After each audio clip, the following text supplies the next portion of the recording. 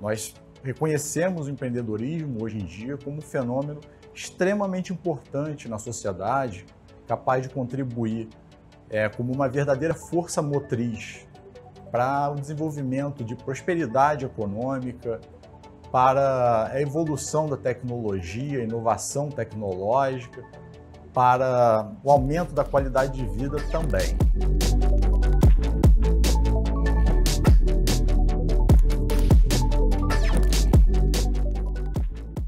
Olá, sou Gabriel Marcuso, professor do Departamento de Empreendedorismo e Gestão da UF. Sou coordenador do grupo de pesquisa Observatório do Empreendedorismo Digital e realizo pesquisas na área de propriedade intelectual, mais especificamente o uso estratégico das diversas modalidades de propriedade intelectual, tais como patentes, marcas, desenhos industriais, direitos autorais, para o empreendedor, principalmente no contexto brasileiro. Essa aula vai ser dedicada a examinar o valor da propriedade intelectual para o jovem empreendedor.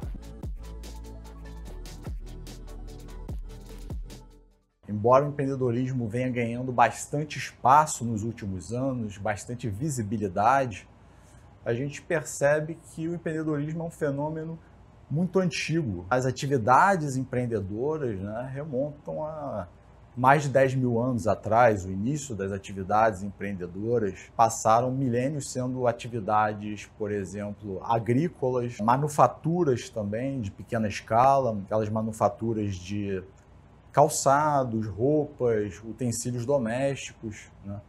Então, o conhecimento que passava de pai para filho, mas operando, iniciativas empreendedoras operando em pequena escala. Durante muito tempo, a preocupação do empreendedor era realmente sobreviver, um empreendedorismo motivado pela necessidade, sem uma preocupação em ganhar escala. E com isso, durante séculos, foi um fenômeno que acontecia em todas as civilizações, mas não era estudado, era um fenômeno realmente bastante limitado em termos da sua escala de operação. Então, fazendo uma retrospectiva histórica, a gente vai ver uma evolução do conceito de empreendedorismo ao longo dos séculos. Examinando o empreendedorismo que era desempenhado há alguns milênios, até alguns séculos atrás, pouca coisa mudou. No período entre o século V e o século XV, esse progresso foi lento.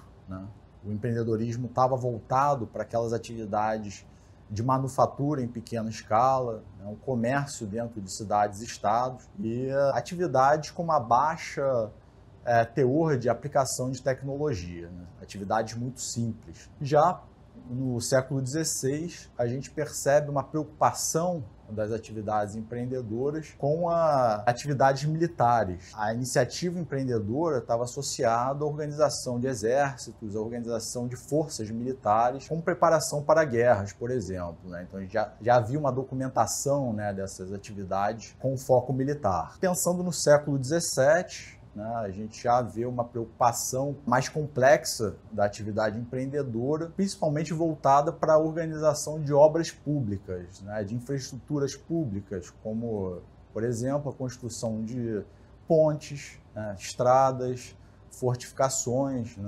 Então, aquela infraestrutura pública, que demandava a orquestração de diversos recursos, ou seja, o uso eficiente desses recursos para a criação de um artefato mais complexo. Já no século XVIII, por conta do início da Revolução Industrial, a gente começa a ver textos e estudiosos se debruçando sobre a atividade empreendedora com a preocupação em relação à criação de novos negócios, uma observação em relação à criação de novas empresas, aplicação também em maior escala de novas tecnologias.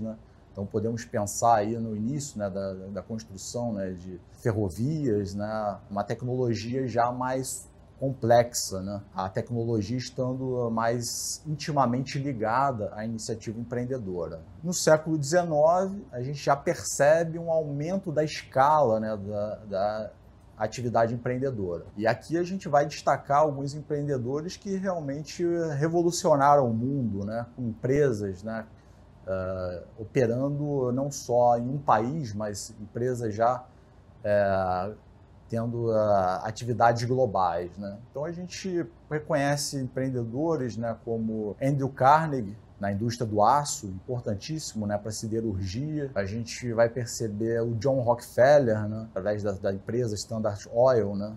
Então, já começando a aplicar tecnologias, né, em grande escala, não somente, né, no território americano, né, mas expandindo operações para outros países também, né? Aqui mesmo no Brasil, né, no século XIX, a gente já percebe também a atuação desses empreendedores, né, que dependiam de uma larga escala, né, de aplicação de capital, né? Então a gente vai reconhecer aqui no contexto brasileiro, né, o Barão de Mauá, né, o início, né, da atividade industrial aqui no Brasil, uma atividade altamente empreendedora, né, que demandava que o empreendedor, né, tivesse uma gestão do risco, né, reconhecesse o risco do negócio, reconhecesse as incertezas, né, do ambiente empreendedor, ou seja, atividades muito mais complexas, né? Com o aumento da importância do empreendedorismo para a economia, para a geração de prosperidade na sociedade, a inovação tecnológica, né? Todos esses fatores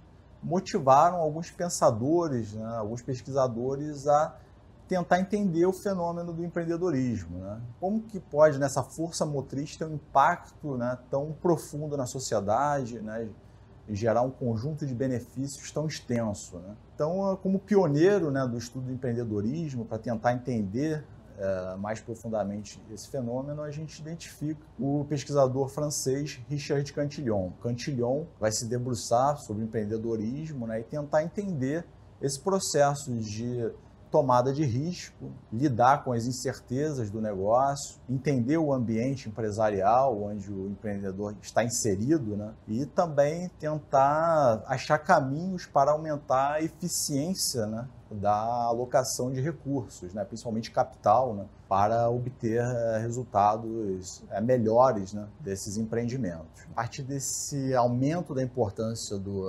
empreendedorismo, né, a gente consegue constatar, né, posicionar o empreendedorismo como um fenômeno crescente em visibilidade, importância e impacto, né, a partir da Revolução Industrial. Então, o mundo industrializado, né, que passou a criar novas tecnologias, né, desenvolver fábricas, desenvolver, por exemplo, a locomotiva a vapor, começou a empregar o aço em grande escala, começou a usar combustíveis, né, tal como carvão, combustíveis fósseis, né, a partir do petróleo, né?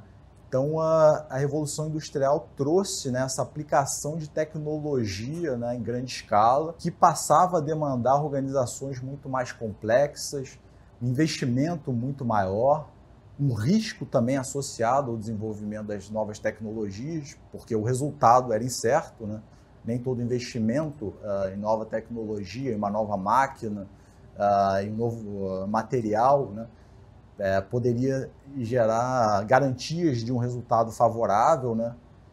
E a gente consegue começar a observar, né, ali na Revolução Industrial, a partir também, né, do século XIX, né, com o crescimento da escala do empreendedorismo, né, principalmente esse empreendedorismo industrial, né, que a gente citou, né, do John Rockefeller, né, do Andrew Carnegie, né, no exemplo americano, né, a gente consegue perceber também um aumento da importância da propriedade intelectual nesse período, né? Então, o empreendedor não bastava só desenvolver a tecnologia, não bastava só testar a tecnologia. Era preciso obter proteção, uma proteção contra a cópia, era preciso criar barreiras de entrada, né, para seus concorrentes, para evitar incentivos, né, de novos entrantes no mercado, né? Então, com isso, a gente vê, a partir do século XIX, né, um crescimento muito rápido da importância e do impacto do empreendedorismo e também a criação, né, a aplicação em grande escala também de dispositivos, né, que fornecessem uma proteção da propriedade intelectual, né, resultante, né, desse investimento alto no desenvolvimento de novas tecnologias, né? E o empreendedorismo vem evoluindo muito rápido, né, ligado fortemente, né, intimamente ligado à propriedade intelectual.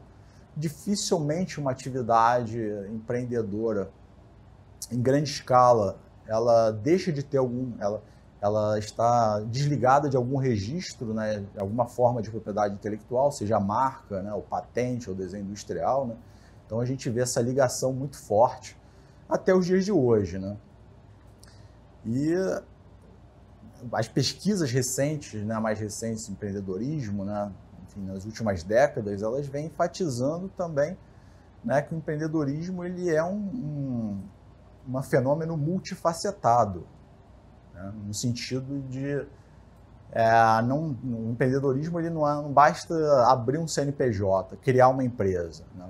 O empreendedorismo envolve uma série de competências, né, envolve o reconhecimento de uma oportunidade no mercado, uma sensibilidade em relação a essa oportunidade, envolve a articulação de recursos, né? Não só financeiros, mas de conhecimento também, de práticas, né? Know-how, né? Em relação àquele determinado mercado de atuação da empresa, né? Então, o empreendedorismo ele passa a ser, né, esse fenômeno multifacetado, onde o empreendedor, né, para ser bem-sucedido, né, precisa adquirir uma série de competências, né, que vão além também da competência tecnológica, né? Então é preciso passar a reconhecer, né, as oportunidades do mercado, né, ter um bom entendimento em relação à segmentação de cliente, a estrutura do mercado em relação ao nível de competitividade, nível de rivalidade em um determinado mercado, né? Ou seja, a atividade empreendedora ela aumentou em termos de importância, mas também a sua complexidade vem sendo ampliada no mesmo passo. Então, se a gente olha para o empreendedorismo, né, para a atividade empreendedora nos últimos anos, né, existem diferentes tipos de empreendedorismo, né, que vale a pena serem destacados, né? Por exemplo, o empreendedorismo mais visível, aquele com foco, né, na prosperidade econômica, né, aquele que cria o espaço, né, para esses grandes ícones empresariais de uma época, né? Então, a gente está na época da transformação digital, né?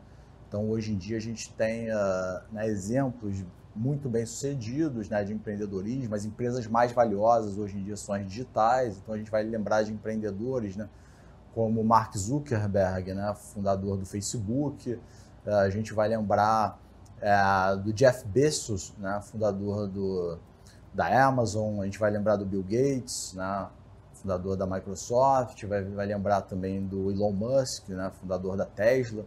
Né? Então, todos os exemplos, né, da aplicação, né, de tecnologia, da inovação e transformação da inovação tecnológica em negócios altamente rentáveis, negócios com uma criação de valor em escala gigantesca e de uma maneira muito rápida, né? Esse tipo de empreendedor a gente pode caracterizar como um empreendedor empresarial, né? Então, é um empreendedor que busca auferir lucro, né, do seu negócio, da sua atividade empreendedora, e gerar valor a partir das suas atividades e gerar lucro com sua empresa, ou uma grande valorização da empresa, né, das ações da empresa ou das cotas da empresa, né? Ou seja, esse foco financeiro.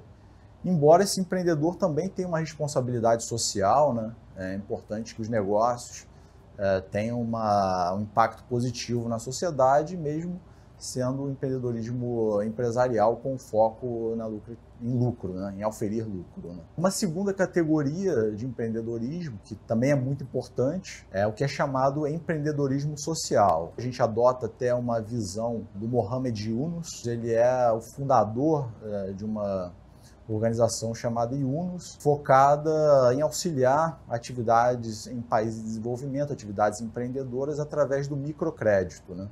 Então, dá acesso, né, ao crédito, a serviços, né, bancários para empreendedores, né, em situações muito desfavoráveis, né? Esse empreendedorismo social, né, tem um impacto muito grande na sociedade, mas possui a característica específica, né, de não ter fins lucrativos. Por essa visão, né, que a gente adota, até alinhado com o Mohamed Yunus, o empreendedorismo social ele não vai ter fins lucrativos, vai ter como finalidade maximizar, né, o impacto na sociedade, resolver problemas sociais muito sérios. O próprio Bill Gates, né, fez uma conversão da carreira dele, né, de empreendedor empresarial para empreendedor social. Né. Ele tem como planos, né, assim como o investidor Warren Buffett, né, realizar filantropia em grande escala, né, ou seja, todo aquele capital, toda a riqueza acumulada, né, ao longo da sua vida. Ele tem como objetivo doar grande parte dessa riqueza, né, para resolver problemas sociais, né, ou seja, através do empreendedorismo social. E a terceira categoria, não tão conhecida, seria a categoria do intraempreendedor. Muita gente imagina que para ser empreendedor você precisa abrir uma empresa, né, ou sair do seu trabalho para criar uma empresa nova. No entanto, é possível ser empreendedor dentro de uma grande organização, dentro de uma empresa. É possível também ser empreendedor dentro de uma organização pública. Então, o intraempreendedor é aquele indivíduo, né, que tem uma atitude empreendedora, né, que, enfim, tem essa sensibilidade, né, de olhar problemas dentro da sua organização e trazer soluções, né, buscar os recursos, né, dentro da organização, buscar um apoio, né, organizacional, um apoio político para resolver esses problemas. Então vejam que empreendedorismo não necessariamente significa criar um novo negócio, criar uma nova organização, né?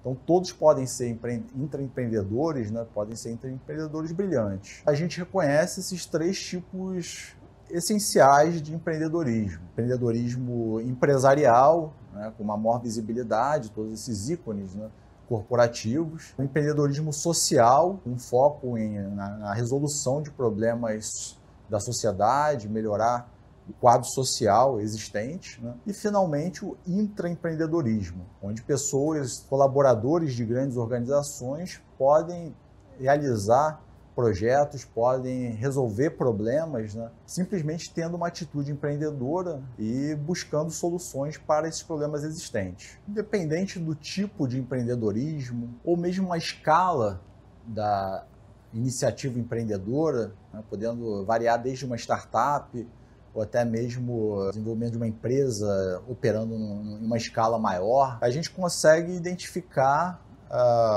o empreendedorismo como um processo. Então, até alguns autores, né, buscam entender esse processo empreendedor, até identificar características, né, desses processos. O modelo muito famoso, né, que a gente consegue distinguir é o modelo do Cheyne, onde a gente distingue o processo empreendedor em três etapas essenciais. Então, a primeira etapa do processo empreendedor é voltada para a identificação da oportunidade. Então, oportunidade no sentido de identificar o problema para alguma pessoa ou problema para algum segmento da sociedade. E esse problema ele pode ser uma inconveniência do dia a dia, né? Ele pode ser relacionado ao alto custo de algum serviço, de algum produto. Ele pode estar relacionado com a maior facilidade de acesso para algum tipo de conteúdo, né? Então os problemas eles estão aí. Para a maior parte da sociedade, né, os problemas eles vão gerar angústia, vão gerar frustrações. Para o empreendedor, o problema ele vai ser percebido como uma oportunidade para gerar uma solução. Então, o primeiro passo do empreendedorismo, da iniciativa empreendedora, é identificar uma oportunidade. Na sequência, o segundo passo, a segunda etapa, está relacionada com o desenvolvimento da ideia. Então, uma vez identificado o problema, aquela oportunidade empreendedora, é necessário tentar articular um plano, né? Tentar identificar os recursos existentes de modo que seja possível planejar a criação de uma solução. Pode ser a criação de uma empresa, né? No caso do empreendedor empresarial, né? Pode ser a criação de uma organização sem fins lucrativos, né? Que é o caso do empreendedor social, ou um projeto dentro de uma organização, né, existente, né? Que seria o caso do intraempreendedor, né? Então, a segunda etapa seria desenvolver a ideia, né? Começar a planejar, identificar os recursos, começar a fazer orçamento, né? coletar dados sobre o planejamento da empresa. Até a última etapa, a terceira etapa, que é a execução, ou seja, tirar do papel, criar a empresa, né, criar a organização, criar o projeto, gerar uma rotina de trabalho, né, a partir daquele planejamento que foi feito. E é certamente uma etapa muito desafiadora, né? Nem todos os empreendedores, né, conseguem executar bem, né? Então é um diferencial também do empreendedor, né, ter essa resiliência, né, ter essa energia para realmente tirar o planejamento do papel, para se adaptar àqueles problemas que emergem, que não foram antecipados, né? Ou seja, ter uma criatividade para poder resolver problemas e conseguir superar os obstáculos que vão aparecendo pelo caminho. Então, assim, já falamos, né, do aumento da importância do empreendedorismo, né, já falamos dos tipos de atividade empreendedora, né, importante destacar. E para ilustrar esses conceitos do empreendedorismo, né, a relação também do empreendedorismo com a propriedade intelectual, eu tenho orgulho, como professor da UF, né, de apresentar 2 cases de sucesso provenientes do ecossistema empreendedor da nossa universidade. Então, vou falar da startup PebMed e da startup Park Hero. São 2 casos de startups, né, que conseguiram um grande destaque no cenário nacional e, por que não, internacional também, em diferentes áreas, e de empreendedores brasileiros que souberam utilizar a propriedade intelectual de uma maneira estratégica, né? Então a gente começa falando da PebMed, uma startup fundada por 3 egressos do curso de medicina da UF. Ela pode ser considerada, né, um case muito importante, né, da aplicação bem-sucedida, né, do uso da modalidade de propriedade intelectual de marcas e direitos autorais. É uma empresa que tem uma trajetória bem interessante, né? Até porque ela foi fundada por 3 egressos do curso de medicina. A ideia surgiu durante a faculdade, no 5º período, né? Mais precisamente durante a disciplina de semiologia, e naquela época perceberam que havia uma dependência, né, do médico, uma dependência em relação a conteúdos disponíveis em livros, né, em livros muito extensos, livros pesados, né, com conteúdo técnico, né, da área de medicina, e que geravam um grande transtorno, né, para transporte, para consulta, né? Então eram livros realmente pesados, né, para transportar de um lado para o outro, e o médico, né, o profissional da medicina, precisa consultar esses conteúdos, né, regularmente, até para tomada de decisão. Então havia esse inconveniente, né? E durante a disciplina de semiologia, né, mesmo, né, sem ter um conhecimento, né, muito aprofundado de programação, né, de desenvolvimento, né, de aplicativos, né, eles tiveram a ideia, né, identificaram também a oportunidade empreendedora de criar um aplicativo, né, para fornecer esse conteúdo médico, não através do papel, como era tradicionalmente feito, mas através de uma plataforma digital, do aplicativo, né? Então, eles fizeram um esforço, né, de aprendizado, né, para criar uma versão inicial do aplicativo, uma versão minimamente funcional, pudesse disponibilizar conteúdos, né? Disponibilizaram esse aplicativo gratuitamente na Google Play. A primeira versão do aplicativo ela podia ser baixada, né, gratuitamente. Essa experiência, né, ajudou a validar aquela identificação, né, de uma oportunidade de negócio, né? Até porque o aplicativo originalmente desenvolvido como trabalho da disciplina de semiologia, né, ele começou a ser divulgado organicamente pelos colegas deles da faculdade, né? Então eles perceberam que com o passar do tempo o aplicativo ele começou a ser baixado não só por alunos da UF, mas por alunos de outras universidades do Rio de Janeiro, mas também de outros estados, né? Então isso foi um indicativo muito forte que havia uma demanda pelo serviço, né? Ao mesmo tempo, foram evoluindo, né, o aplicativo, gerando novas funcionalidades, melhorando a interface, e eles tiveram a ideia também de fazer mais uma validação, né? A segunda validação seria começar a cobrar pelo serviço para testar, né, se aquela ideia tinha um potencial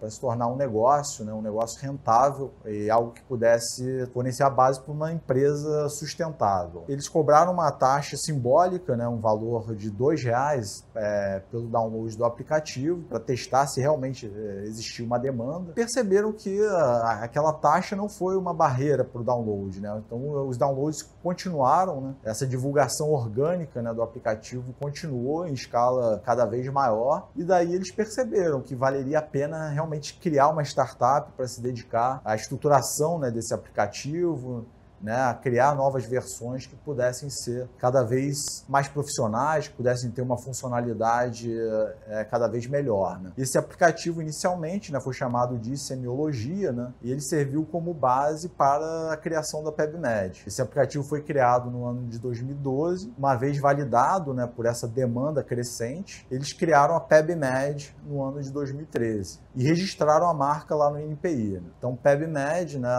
é uma marca que reflete as iniciais dos fundadores, que é o Pedro Gemal, o Eduardo Moura e o Bruno Lagoeiro, né? A marca deles reflete os nomes dos sócios fundadores, né? Então eles se dedicaram à empresa, né, buscaram ampliar a quantidade de conteúdos também, né, disponíveis, né, obviamente levando em consideração direitos autorais, né, enfim, a origem, né, dos textos, né, buscaram atrair um grande número de conteudistas altamente qualificados, né, profissionais de medicina que acompanham, né, a fronteira do conhecimento, o avanço, né, de novos conhecimentos em diferentes áreas da medicina e cada vez mais, né, ampliando, né, a quantidade de conteúdos disponíveis na plataforma e com isso enriquecendo também, né, o valor da plataforma, o valor do acesso. Então eles conseguiram realmente tirar do papel e criar um caminho de crescimento sustentável para a empresa, né?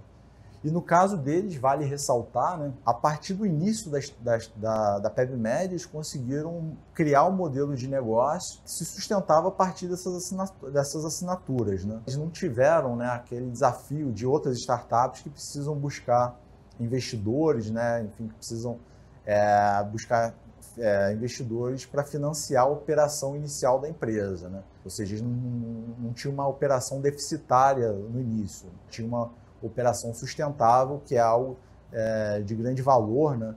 E o que é mais importante, né? Eles perceberam que eles tinham um produto, né, um serviço altamente escalável. Então, mesmo, né, iniciando a empresa, a demanda, né, já estava validada e estava com um produto que realmente tinha um potencial de agregação de valor muito grande, né, no processo de tomada de decisão médica, que é sempre muito complexo, né, uma informação muito crítica. Então, uma vez validando um modelo de negócio baseado em assinatura, a PebMed ela entrou num processo de expansão, né, crescimento, a partir desse modelo de negócio financiado por assinatura. Então, a PebMed expandiu não só em termos de número de usuários, mas também funcionalidade. Então, a partir do aplicativo original e Semiologia, foi criado uma versão muito melhorada e aperfeiçoada chamada Whitebook, que hoje é o principal aplicativo médico do Brasil. Em 2014 foi criado o PebMed Blog, que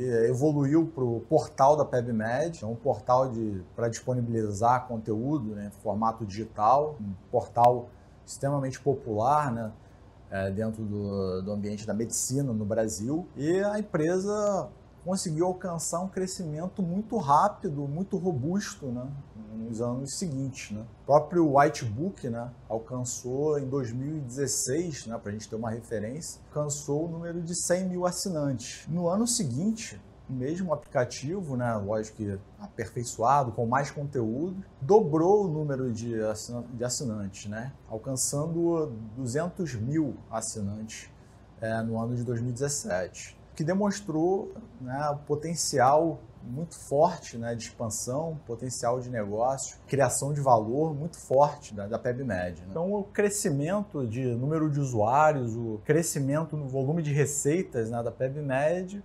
proporcionou a consolidação da empresa, né? A empresa se tornou líder, né, nacional, né, nesse mercado para disponibilização de conteúdo médico, se tornou uma marca conhecida, principalmente o Whitebook, né, se tornou muito conhecido na comunidade médica, e a gente percebe que no ano de 2019 essa consolidação ela se materializou através da revista Forbes, revista na edição Forbes Under 30, que destaca os principais empreendedores brasileiros com idade abaixo de 30 anos. Então essa edição fez uma reportagem sobre o Pedro, o Eduardo e o Bruno. Tava a foto deles lá, mostrando esses 3 empreendedores egressos da UF foram reconhecidos, fazendo parte, né, do grupo altamente selecionado, né, dos principais empreendedores, os empreendedores mais influentes do Brasil, né, no ano de 2019, mesmo sendo bastante jovens, né? Ou seja, reconhecendo, né, que esses jovens foram capazes, né, de transformar, implementar um modelo de negócio fortemente apoiado em propriedade intelectual. Após a consolidação do modelo de negócio da PebMed, o destaque nacional, todo esse reconhecimento proporcionado pela revista Forbes, a PebMed ela começou a atrair a atenção de grupos empresariais, grupos corporativos dentro da área médica. 2020, o Grupo Afya, atualmente é o maior grupo voltado para a educação e ensino superior na área de medicina no Brasil, se interessou por todas essas conquistas da PebMed, por todas essas ferramentas, a fidelização de cliente alcançada pelos 3 empreendedores e todos os seus colaboradores também, né? E fez uma oferta irrecusável para os 3 sócios fundadores que acabaram vendendo a empresa. Então, atualmente, a PebMed ela tem um papel de liderança não somente no Brasil, né, mas em toda a América Latina. A PebMed hoje é a principal fornecedora de ferramentas para a tomada de decisão clínica. E, como evidência, a gente vê, né, que 1 em cada 3 médicos no Brasil possui assinatura do Whitebook. Atualmente, tem mais de 560 mil assinantes. E o que impressiona muito também, né, principalmente por um aplicativo como o Whitebook, que é altamente segmentado, né, uma segmentação focada no médico, né, mesmo com essa segmentação de mercado muito específica, eles figuram entre os 10 aplicativos com maior geração de receita no Brasil nos últimos 4 anos. Então, nessa lista, a gente vê aplicativos, né, como, por exemplo, né, o iFood, né, o 99, né, o Uber, né, todos os aplicativos, né, voltados para uma segmentação extremamente ampla. No caso deles, impressiona essa consistência, né, na geração de receita, realmente por focar, né, nesse processo de decisão clínica, né. Então, é um caso de destaque, né, um caso que realmente merece nossa atenção, né. Eu, como professor da UF, né, fico bastante orgulhoso, né, de ver alunos se destacando, criando valor para a sociedade, resolvendo problemas, empregando, né, gerando oportunidades de trabalho qualificado, né, para muitos colaboradores. Então, um caso de sucesso robusto, né, que utiliza a propriedade intelectual de uma maneira brilhante. Nosso segundo caso de sucesso, demonstrando o uso da propriedade intelectual por um jovem empreendedor, é o caso da Spark Hero, né? É uma startup fundada em Curitiba, e um dos sócios fundadores é o egresso da UF, né? O Rafael Carvalho, que estudou engenharia de telecomunicações na UF. Não foi fundada somente por egressos da UF, mas tem né, nós vemos também a Spark Hero, né, com muito orgulho, realmente, por essa contribuição do Rafael. E antes de falar da Spark Hero, a gente vai falar também sobre a iDose. A Spark Hero, ela é uma fusão, né, uma startup que resulta da fusão de 2 gigantes, né, na área de plataforma para ensino à distância. Então, a Spark Hero ela é a fusão entre a iDose, fundada em Niterói, e a EAD Box, fundada em Curitiba. A gente percebe, né, a iDose, assim como a PebMed, identificou uma oportunidade empreendedora no sentido, né, de identificar o crescimento do ensino à distância no Brasil. Então, o Rafael destaca frequentemente, né, dimensões continentais do Brasil, né, todos os desafios, né, enfrentados pela área de educação, né? Conseguir chegar em todo o território nacional é sempre um desafio, né, para a educação. E a iDose, acompanhando o processo de transformação digital, a adoção cada vez maior da internet, interpretou, né, essa combinação como uma oportunidade, né, uma base, né, para evidência do aumento, né, da demanda por ensino à distância. E isso muito antes da pandemia, né, que nos forçou a interromper, né, o ensino presencial durante algum tempo e migrar provisoriamente para o ensino à distância. Né? Então eles identificaram, né, o crescimento da demanda por ensino à distância e pensaram que havia uma carência de plataformas robustas, confiáveis, escaláveis, com uma interface amigável. Né? Então eles enfrentaram esse desafio, né? No caso da iDows, né, o Rafael Carvalho, né, juntamente com seu sócio Bernardo Kirchhoff, eles criaram a iDows como uma plataforma para dar suporte a cursos de EAD, que poderiam ser cursos à distância de universidades ou cursos à distância de empresas também, cursos corporativos. Né? É um negócio de plataforma, né, fornecer uma plataforma como serviço. A iDows, fundada em 2013, em Niterói, e com foco na criação de plataforma para ensino à distância, conquistou rapidamente o mercado nacional. Conseguiram atrair grandes empresas, conseguiram gerar bastante receita, expandir a operação da empresa. Em 2018, esse esforço foi reconhecido. Startup, né, iDows, ela foi eleita Startup do Ano, o Startup Awards, que é considerado o Oscar das startups no Brasil. Esse prêmio, né, revela, né, um reconhecimento por esse forte crescimento e pela inovação em relação a esse mercado, né, de plataformas para ensino à distância. Nessa época, né, a iDows, ela tinha como a principal rival a empresa curitibana chamada EADBox. Era uma empresa que era também uma startup com o mesmo foco, uma segmentação de mercado parecida e que estava operando, né, numa escala próxima da iDows. Então eram os dois rivais, né, dentro do Brasil, até que chegou um ponto, né, que os sócios das duas empresas pensaram: se a gente não consegue vencê-los, junte-se a eles, né, como diz o ditado. E dessa forma foi feita. Né? Eles optaram por uma admiração mútua, né? Uma empresa admirando a capacidade da outra, né, toda a inovação da plataforma da empresa rival. A iDows e a EADBox fizeram uma fusão, criando assim a Spark Hero, que conquistou uma liderança no mercado nacional para prover plataforma de ensino à distância. Então, um caso, né, onde a empresa utiliza a marca, né, em termos de propriedade intelectual, e também faz um controle, né, em relação ao direito autoral, né, os conteúdos que são postados naquela plataforma, pensando sempre, né, na possibilidade de agregar valor através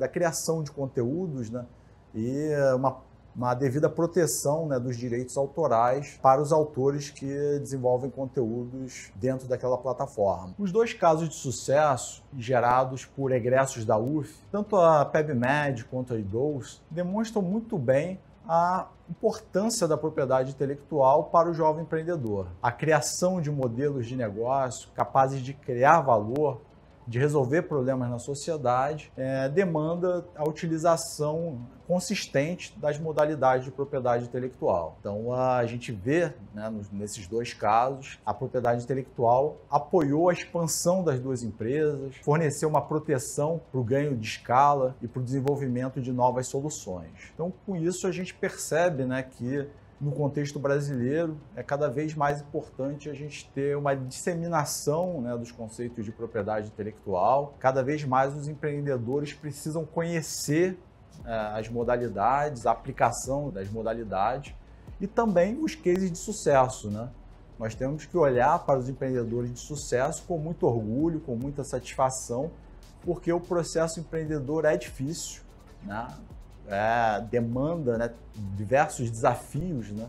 Superar muitos obstáculos, realização de uma nova empresa, né? A criação de um novo aplicativo, a colocação bem-sucedida no mercado de uma nova tecnologia, realmente é o resultado de muito esforço e de muita dedicação e que merece o nosso reconhecimento. Então, gente, chegamos ao final da nossa aula. E agradeço por assistirem até aqui. Se tiverem mais interesse sobre pesquisas relacionadas à propriedade intelectual, podem entrar em contato comigo pelo meu e-mail ou LinkedIn. Se quiserem informações mais detalhadas e amplas sobre propriedade intelectual, recomendo que acessem o site da OMP. Muito obrigado, até a próxima!